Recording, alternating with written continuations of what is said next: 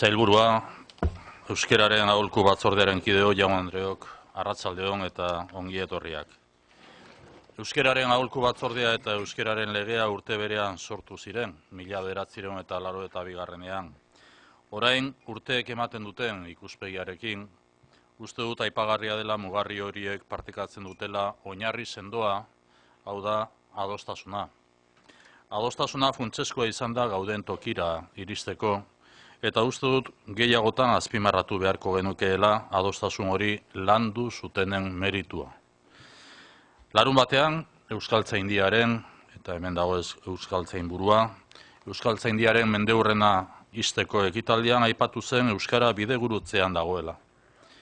Maiz errepikatzen ari den ideia da, gaur eta gaurko batzorde hau aprobetxatu nahi nuke, azpimarratzeko adostasunak izan behar duela bidegurutze honetatik aurrera ere Euskararen aldeko politiken oinarria.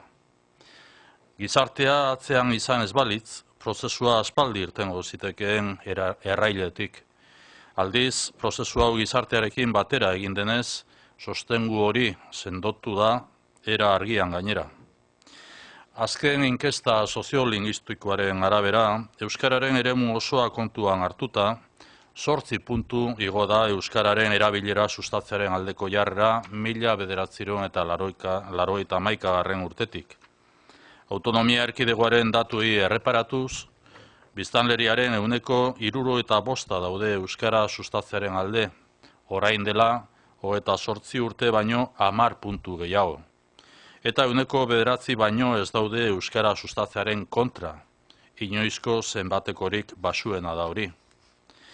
Adostasuna lortu delako heldu gara puntu honetara eta sostengu hori sustatu delako areagotu da adostasuna. Uztartze hori zainduz jarraitu behar dugu.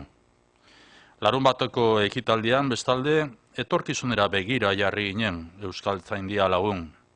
Ate joka ditugun erronken inguruan hitz egiteko aukera izan genuen. Gaur ere batzorde honetan erronka horietako batzuen inguruan hitz egingo dugu. Aurrenekoa, eremu sozioekonomikoaren plan estrategikoa da, sailburuak azalduko diguna. Argi dugu apustu hau egiteko momentua iritsi dela. Azken hamarkadetan ahalegin handia eginda belaunaldi berriak euskalduntzeko. Argi ilunak gorabehera, gaur egun belaunaldi berriak dira euskara gehien ezagutzen dutenak eta gehien erabiltzen dutenak. Lorpen handia da. Orain, badira urte batzuk belaunaldi horiek lan mundura heltzen ari direla.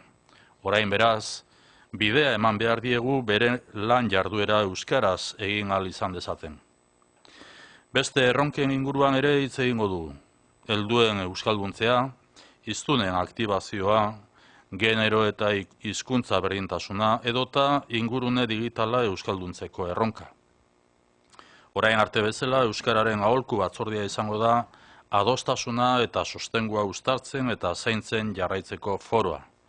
Beraz, nire aldetik eskerrik eta zintzoena adierazi nahi dizuet, baita zuen parte hartze eta lanarengatik.